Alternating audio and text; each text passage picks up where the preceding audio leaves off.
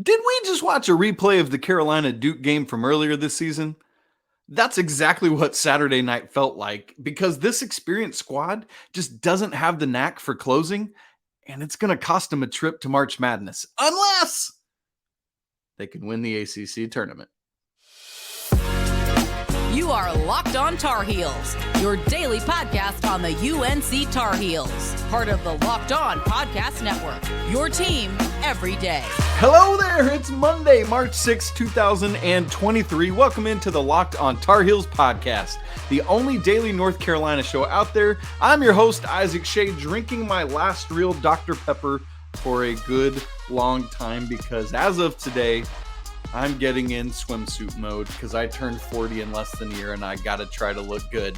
So, a celebratory sip of Dr. Pepper. And now I got to get healthy. Somebody hold me to it. Okay, coming up on today's show, our Four Corners recap, our shady stat of the game, plus Carolina's ACC tournament path and how they can get a potential auto bid by winning that tournament. But first, folks, I've got a tissue here. I've got my lemon Oreo cookies, and you know why? Because these have now gone from a good luck charm to comfort food. And you know what?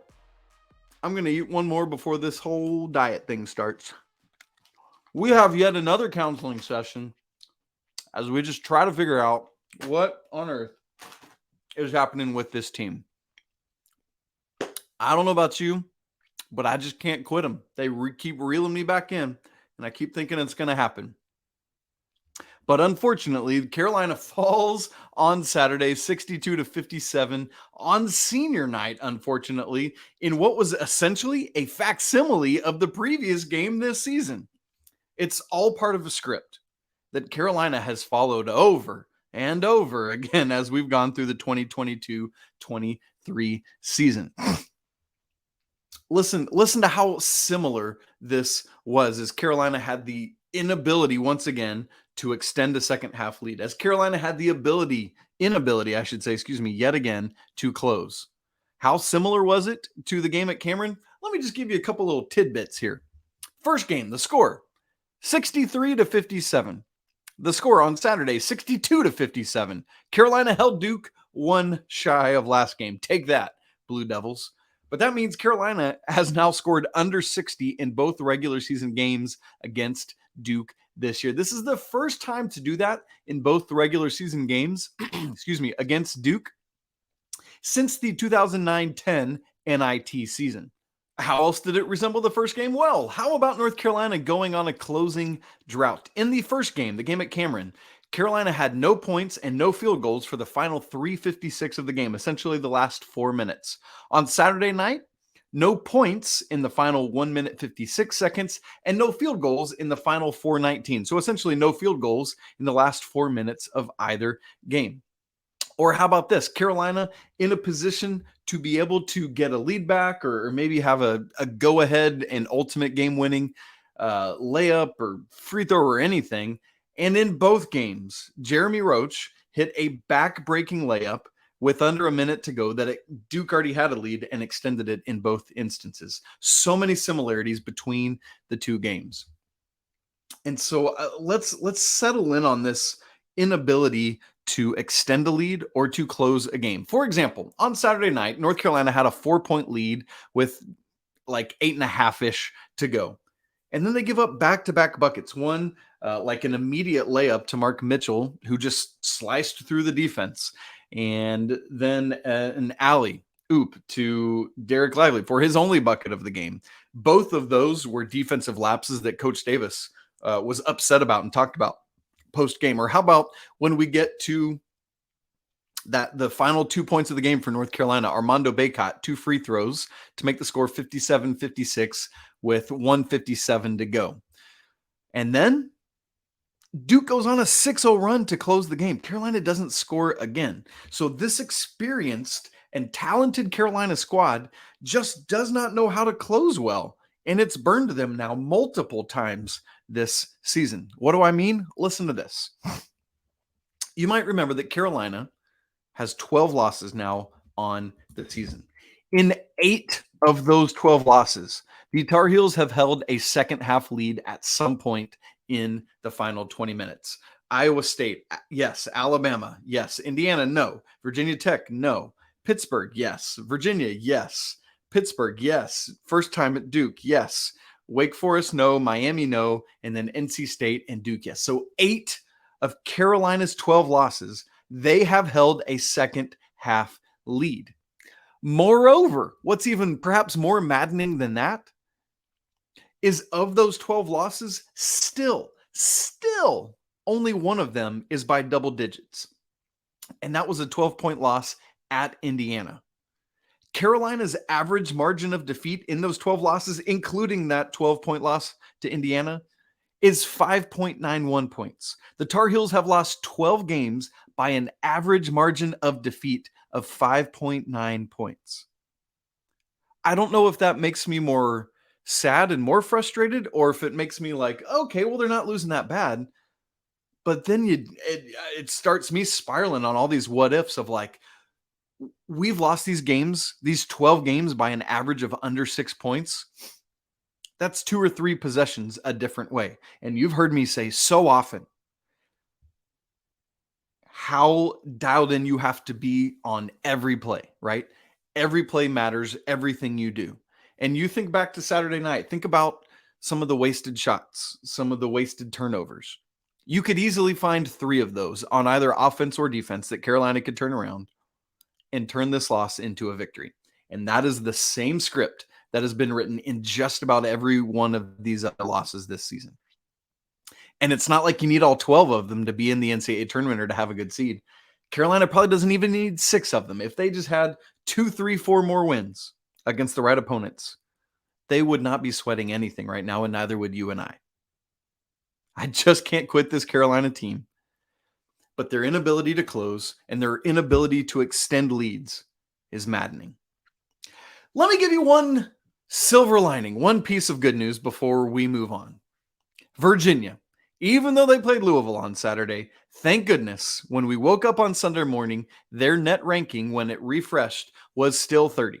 So that means that North Carolina still has that one wonderful, sweet little quad 1 victory. And it doesn't look like they're getting more because Michigan lost at Indiana, which might be better because Michigan's essentially in the same bubble spot as the Tar Heels, and they're out now probably as well. So it was a sad and frustrating Saturday night. You know what? One more comfort bite of this Oreo cookie. Oh, yeah. That's the goods. Well, obviously, as we do every basketball recap, we want to talk about our 4 corners recap and our shady stat of the game. And we're going to do that in just a moment as I move from eating Oreo cookies to telling you about healthy protein bars. You're looking for a delicious treat, but you don't want all the fat and calories? Then you got to try a Built Bar. I don't know if you're like me, where you're moving into trying to eat healthier, which I've clearly not done yet, but I'm about to. But you don't want to compromise the taste, then man, you got to try a Built Bar, because with Built, healthy is also tasty. What makes them so good? Well, they're covered in 100% real chocolate, not to mention amazing flavors like churro and peanut butter brownie. And honestly, I'm not sure how Built does it, but they do all this while still maintaining great macros. Only 130 calories, only 4 grams of sugar, and yet 17 grams of protein. Plus now, you don't have to wait around for a box to be delivered from Built.com. You can just go on down to your local Walmart or Sam's Club, get your little 4-count from Walmart or that massive bulk buy from Sam's Club. I promise you won't be disappointed in Built Bar, a proud sponsor of the Locked On Network.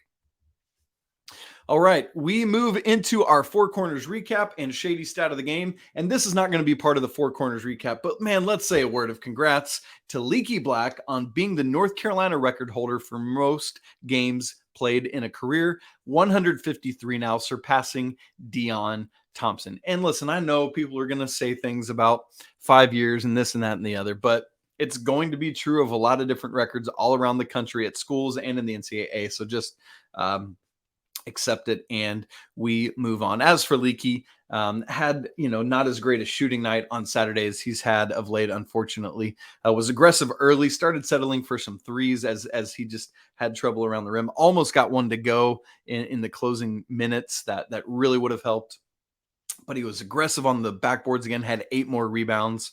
And so Leaky Black doing his best. Okay, Four Corners recap number 1. Here we go. All season long, the shots just don't fall consistently enough all year. Again, season-long narrative. After 2 games of strong three-point shooting, right, you just saw it coming. It was going to come at some point, and unfortunately, it came against Duke. And that's when you really wish it didn't happen, but that's when it did. It was bound to come back to earth. And it was against the Blue Devils. 5 of 23 from 3. That's just 21.7%. 12 of 33 from 2. That's just 36.4%, for a grand total field goal percentage of 30.4%. But here's the weird thing I just cannot figure out about this team. Despite all of that shooting, they went 18 of 21 from the free throw line, 85.7%, tying the 3rd highest percentage they've shot this season. I just can't figure it out. Lots of bunnies missed all over the place, these kind of things. The free throw attack was led by Armando, 9 of 10 on Saturday. Great performance from him at the line, including those last 2 free throws that put Carolina ahead, and you thought they might be in good position. P.S. You remember the free throw attempts in Cameron where Carolina only got 3? Well, they passed that in the first 5 minutes and 18 seconds of this game. So that was not anything to worry about. Now, transitioning from Four Corners recap point number 1 to point 2, it's not just about the shots not going in, as we're talking about in point number 1, but it's also about number 2 in our Four Corners recap, shot selection. Now, I already talked a little bit about Leaky not having as good a shooting night, and don't want to rag on him, but Leaky was 3 for 16 in this game. It's just not a good shooting night, unfortunately. He took 7 threes and made just one of them. There have been games and times lately where Leaky's shot better from 3, but unfortunately it just wasn't the case on Saturday night and allowed Duke to really sag in off of him. Caleb, 3 of 12 from the field, including 0 of 6 from 3. Armando, he was 4 of 8. He didn't have enough shots. We're going to talk more about that in a little bit. RJ, 6 of 13, including 3 of 5 from 3. Not enough shots. I don't know why. Now, he took 1 more than Caleb did, so I see that. But if RJ and Armando are having that good a shooting night, we got to have the awareness that those are the dudes that need to be taking the shots. Oh, and I guess as part of that, Armando shouldn't be sitting by the scorer's table when we've got timeouts to use to get him back in the game. But that's a different conversation for tomorrow's show. We'll get there. But if Leaky and Caleb are shooting that poorly and combining for 28 of Carolina's shots, meanwhile, Armando and RJ combined are just shy of 50%, but shooting 10 of 21 from the field, that number should be more like 30. Take shots away from Leaky. Shot selection. Got to have this level of awareness that Carolina just didn't have. For example, in one of the main moments of the game, final 20 seconds, Carolina has a chance to tie it. They're down 3. RJ should be the one getting this shot. He was not. It was Caleb Love. Now, Caleb has made those shots. Like the win in the Final Four. That's great. Now, Carolina was not down 3 at that point. They were up, but the bigger point is you got to ride the hot hand, which just makes sense. And I know Caleb has hit many big shots in his career, but RJ is 3 of 5 from 3. Caleb was 0 of 5 at that point. That's a no-brainer. Who has to get that shot? Has to be RJ in that moment. And again, in a game where we're talking about a difference of 2, 3, 4 possessions, every time the wrong person takes a shot, you are stealing away the ability to win the basketball game. And that's what happened with some of these shot selections. All right, Four Corners point number 3. One of the concerns coming in was How do we mitigate Derek Lively's impact and influence that he had on the game at Cameron, where he had 8 blocks? And with Dariq Whitehead coming back, remember he didn't play in the first game, you got to take care of him. Carolina did awesome taking care of those two dudes. Both of them had foul trouble and rendered them essentially ineffective in the game. Lively, Mondo himself drew all 4 of his fouls, 2 of them in the first half, and then within the first 3 minutes of the second half had drawn 2 more and sent him to the bench. Checked out with 0 points. Eventually had that one alley-oop we talked about earlier, but that was it. Still had 3 blocks in his 17 minutes, and then Dariq Whitehead, same thing. Went to the bench, I think had 3 points and 4 fouls. But here's the problem. The whole aim of getting Derek Lively out of the game is so that you can take advantage of it because the shot blocker's not in there. What do? You go inside, you get the ball to Mondo, let him operate, either get shots up or kick out to RJ, who's hitting. Pete hit one, whomever. That didn't happen. Once again, Armando only had 8 shot attempts. Why on earth, when you're trying to get this dude out of the game so you can work on the interior, do you not do that? Armando was 4th on the team in field goal attempts. He's got to have more, and had a great all-around game. 17 points, 11 boards, 4 blocks, and a steal. Armando has to get more field goal attempts than he did on Saturday. But the problem is, while Carolina had the answer for those guys, they had no answer for Kyle Filipowski, who quite frankly was the best player on the floor on Saturday night. Leaky wasn't his primary defender. That was Pete Nance, but with Nance in foul trouble, Leaky had to take quite a few turns, and I thought did really admirably against giving up several inches to Filipowski. But Filipowski, man, he's just a great basketball player. And so great job with Lively and Whitehead, but Filipowski had his way. 4 corners point number 4. There were several stats that we had talked about on Friday that we needed to flip, like the transition points where Duke led 20-2 last time, or the free throw discrepancy where Carolina only had 3 attempts. All of those that we talked about felt like they got flipped. Rebounds was another one. Fast break, North Carolina net led those points 9-4, had 9 in the first half. And so that was part of the issue, is no more in the second half. Duke adjusted. Free throws, Carolina had 18 more attempts than they did the first time around and had more attempts than Duke. Blocks. You're trying to mitigate Derek Lively's 8 blocks from last time? Carolina outblocked Duke 6-4 in this game. Rebounds. The team's tied at 39, and it was like dead even. 10 offensive rebounds each and 29 defensive rebounds each. And so that was great. But the problem was Duke led in some other categories that really spelled Carolina's demise. For example, even though both teams had 10 offensive rebounds, Duke led the second chance points category 14-7. Doubled up the Tar Heels on second chance points. Or points in the paint. We were just talking about that. You get Lively out, you got to take advantage. Duke almost doubled up Carolina in that category as well. 30-16 on points in the paint. You did what you needed to do to get the man off the court, but then you didn't follow it up. Shady stat of the game to round out this segment, and it's just simple. I already said it. I already harped on it. So I'm just going to hold up the number 8 with my fingers, meaning the number of field goal attempts Armando Bacot had. Just 8. More of those. If Armando takes 5 more field goal attempts, North Carolina wins this basketball game. Sad day. It is what it is. And because of that, it is most likely that in order now to get to the NCAA tournament, Carolina is going to have to run through the ACC tournament to do so. What's that going to look like? We'll talk about it in just a second. Carolina is now in a weird limbo as we look ahead to the ACC tournament, which kicks off on Tuesday. Carolina will be in action for the first time on Wednesday evening. They're in this like limbo where there is still an outside chance at an at-large NCAA tournament bid, even if they don't win the ACC tournament. But the only certain way to get there at this point is to win the NCAA tournament, to get to the NCAA tournament is to win the ACC tournament. Keep in mind, the bubble is always kind of falling apart, which, by the way, is a ringing endorsement to not have more teams loaded into this thing. But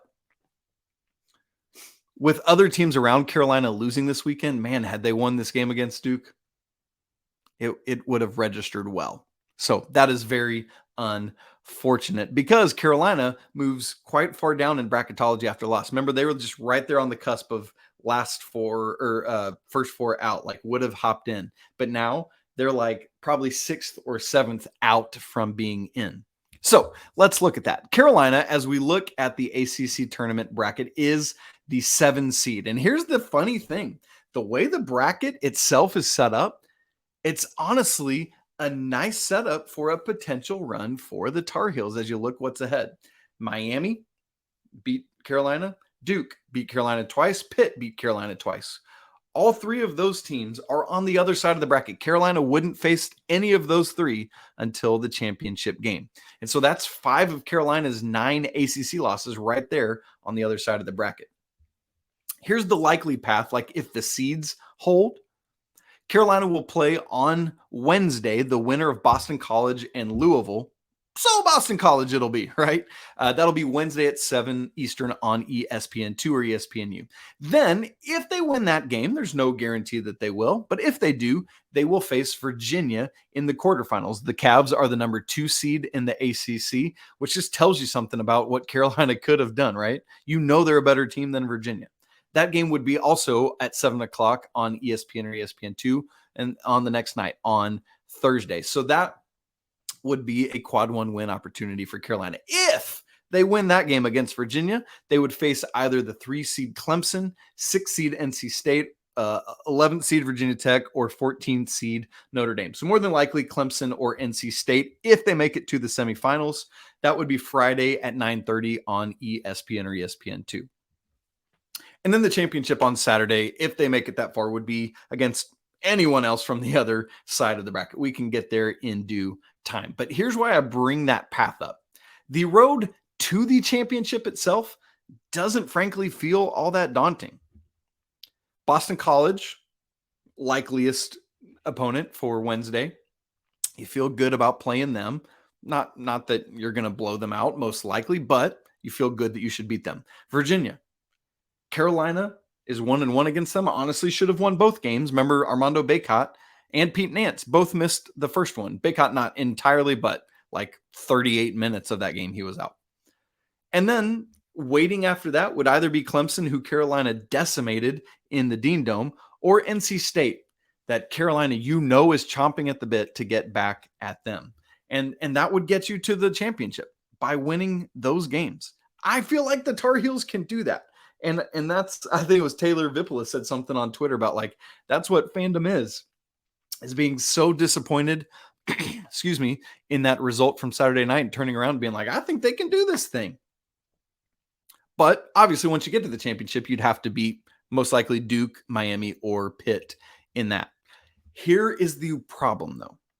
While the setup for Carolina to get to the championship game and potentially win it itself isn't that daunting, like if you believe they have to win the ACC tournament championship to get to the NCAA tournament, you feel pretty good about that. But if you're on the train where you're like, I think Carolina could still get an at-large bid, even if they don't win the ACC championship, like maybe it's just getting to the championship is enough. Here's the problem. There's just not that many quad 1 win opportunities out there because of the ACC's downness this season. And that's what Carolina needs desperately in case they don't win the ACC tournament championship. Good quality wins just aren't there in abundance. So keep in mind, on a neutral court, it's any team that's in the top 50 in the net would be a quad 1 victory. So neither Boston College or Louisville would be that. They're both outside that top 50. So it doesn't matter who you play on Wednesday. Your goal there is just to win. It doesn't matter. You just got to win. UVA is going to be a quad 1 win. Remember, they're they're 30th as of this recording in the net. So they're not going to drop 20. There's no way that happens. But if you beat Virginia, and first off, before you even get to the semifinals, if they're still sitting at 30 and you beat them, this game in the ACC tournament is obviously a quad 1 win, but does that move them further down in the net? And then that other win against them is no longer a quad. This is the double-edged sword of the quad and the net system, is by beating Virginia to get a quad 1 victory, it might turn our other victory over Virginia not into a quad 1 win. You following? Because if they fall out of the top 30, that one is no longer quad 1. It would be quad 2. Anyway, The other thing is that if you beat Virginia and if the seeds hold, next you would play Clemson in the semifinals, who's the 3 seed. The problem with that is they're outside the top 50 in the net right now. And so that wouldn't be like playing and beating them would not give you another quad 1 win on your resume. So what you got to hope for if you're North Carolina is that NC State, who's the 6th seed and is inside the top 50 in the net, upsets Clemson so that Carolina can play and beat NC State both for bragging rights and to get another quad 1 victory, because you're just looking to rack up as many quality wins in the eyes of the selection committee as you possibly can, so that if you don't win the tournament championship, you've got this better resume. So that's the hope, is that if Carolina beats Virginia, that it's NC State you're playing and not Clemson. That's what we're on the lookout for. And then in the championship, if you so lucky to make it that far, let's say you beat NC State or whomever it is you play, let's look at Miami, Pitt, and Duke, because those are the most likely 3 teams to make the championship from the other side. You really hope there, like on one hand, if you make it to the championship, at that point, you kind of want it to be Pitt because you feel like that's the worst of those 3 teams, but they're not a quad 1 victory. But at that point, it's like, if you've gotten a couple like if you're into the championship, you want to play the worst team possible, just win the whole blessed thing, and then you get the automatic bid to the NCAA tournament, right? But Pitt would not be a quad 1 game. Only Miami or Duke would do that. So it's this, you see what I'm saying? It's this weird limbo of like, are we just trying to rack up quad 1 wins with the hope of making the NCAA tournament, or are we trying to win the ACC tournament and then it takes the selection out of the committee's hands because you're automatically in? Well, the ACC tournament feels wide open, quite frankly. So why not the Tar Heels? Well, 4 games in 4 days. That is very difficult, especially when you don't play much bench depth. And when your bench depth just isn't giving you much, I guess, to be honest about that as well. So you hope for upset so that even if you don't face a quad 1 opponent, you could win the championship, get the auto bid. Crazy balance. Once again, though, I'm just going to keep saying the same thing I've been saying. Just keep winning.